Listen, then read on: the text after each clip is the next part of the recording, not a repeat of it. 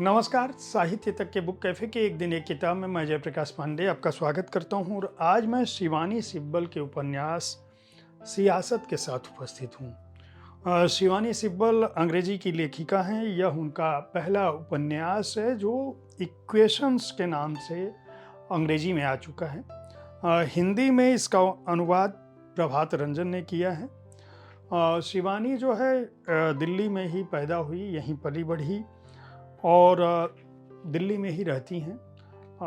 एक बड़े परिवार से जुड़ी हुई हैं। नमिता गोखले जो जयपुर लिटरेचर फेस्टिवल की संस्थापक निदेशकों में एक हैं, और उनकी बेटी हैं। नमिता जी को भी साहित्यिक संस्कार जो है परिवार से मिला है और उनको साहित्य अकादमी पुरस्कार भी मिल चुका है। शिवानी का यह उपन्यास यह बताता है कि किस तरह का प्रभाव उनके ऊपर अपनी विरासत का रहा है। जिस तरह से नमिता गोखले अपने उपन्यासों में पीढ़ी दर पीढ़ी परिवार की संवेदना और उसके सरोकारों को बटोरती हैं, सहेजती हैं, उसी तरह का बिंब, उसी तरह का शिल्प, उसी तरह का कथ्य और उसी तरह का कथानक शिवानी सिब्बल ने भी इस उपन्यास में रचा है। यह उपन्यास नई दिल्ली के एक बड़े इलाके में, पॉश इलाके में रहने वाले अहान सिकंद से शुरू होती है, जो सिकंद परिवार का एक बड़ा लड़का है और जिसके पास विरासत के रूप में इतनी समृद्ध विरासत, उसकी पारिवारिक विरासत रही है कि जब उसके माता पिताजी का विवाह हुआ था तो उस विवाह में इंदिरा गांधी और फरीदा खानम जैसे लोग उपस्थित हुए थे। वह परिवार का बेटा समय इस तरह से परिवर्तित होता है कि अहान सिकंद और राजेश कुमार, जिनकी यह कहानी है, जिन पर यह उपन्यास बुना गया है, ये दोनों बचपन के दोस्त होते हैं।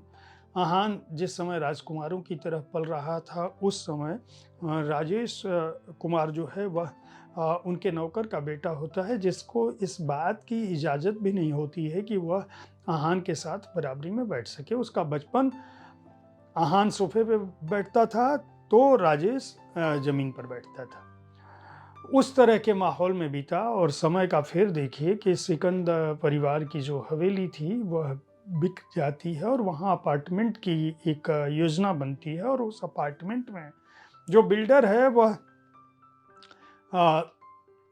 राजेश कुमार को भी एक फ्लैट देता है और राजेश कुमार जो है दिल्ली के मंत्री के रूप में सामने आ जाते हैं।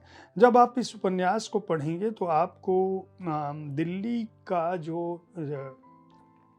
अभिजात्य वर्ग है, जो नई दिल्ली या दक्षिण दिल्ली के इलाके में रहता है, बड़ी बड़ी कोठियों में रहता है और जो दिल्ली की राजनीति पर जिनका अलग तरह का प्रभाव है, उनकी जो जीवन शैली है, उनके परिवारों की जो स्त्रियां हैं, उन स्त्रियों के बीच जिस तरह की बातचीत होती है, जिस तरह की पार्टियां होती हैं, उनका जो जीवन क्रम है, जिस तरह से राजनीतिज्ञ, नौकरशाह और राजनयिकों का इलाका जिस तरह से बातचीत करता है, जो उनका परिवेश है, वह भी इस उपन्यास में दिखता है।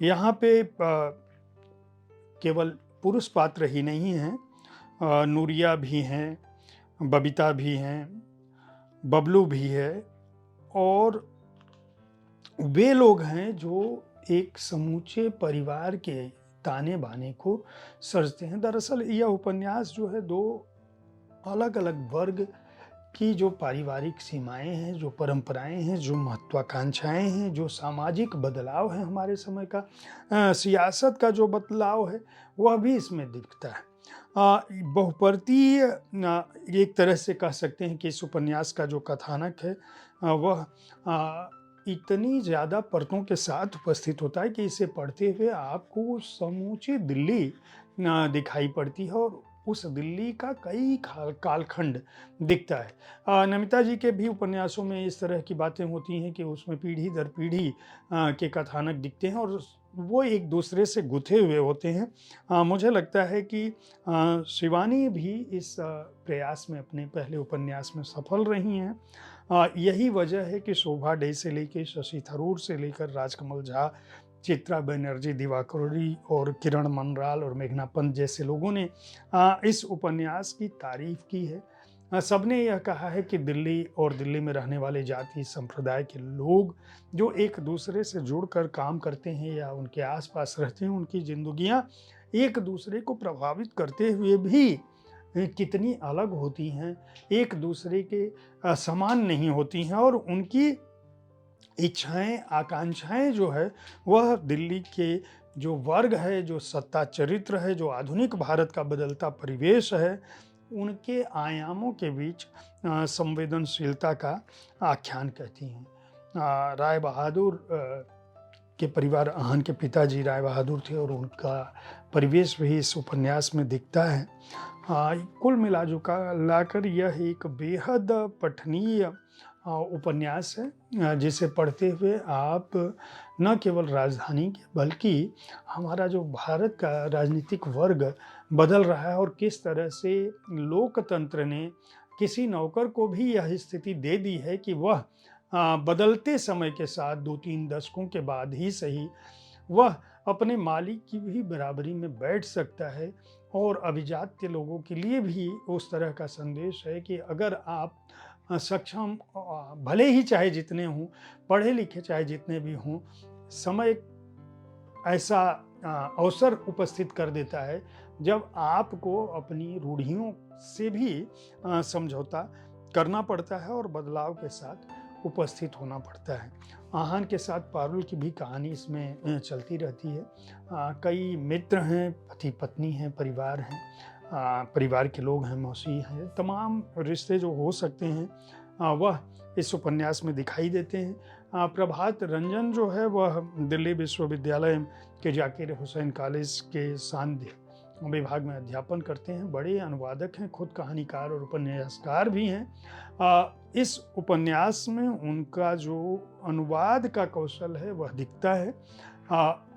उनसे मैं अपेक्षा करता हूं कि वे अपने अनुवाद में इस श्रेष्ठता को जो उन्होंने शिवानी सिब्बल के उपन्यास सियासत इक्वेशंस में रखा है उसको वह कायम रखेंगे।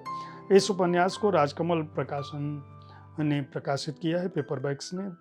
मूल्य है 299 रुपये और पृष्ठ संख्या है इस उपन्यास की 198। उम्मीद है साहित्य तक का यह एपिसोड आपको पसंद आया होगा। इस कार्यक्रम में आप किस तरह की पुस्तकों की चर्चा चाहते हैं उसके बारे में अपनी राय से हमें ज़रूर अवगत कराएं। हमारी कोशिश होती है कि विविध विधाओं की पुस्तकों के साथ आपके पास मैं हर दिन पहुंचूं ताकि आपको अपनी पसंद की पुस्तक चुनने में आसानी हो। कल ठीक इसी समय ऐसी ही किसी एक कृति के साथ फिर मिलूंगा। देखते रहिए साहित्य तक। धन्यवाद।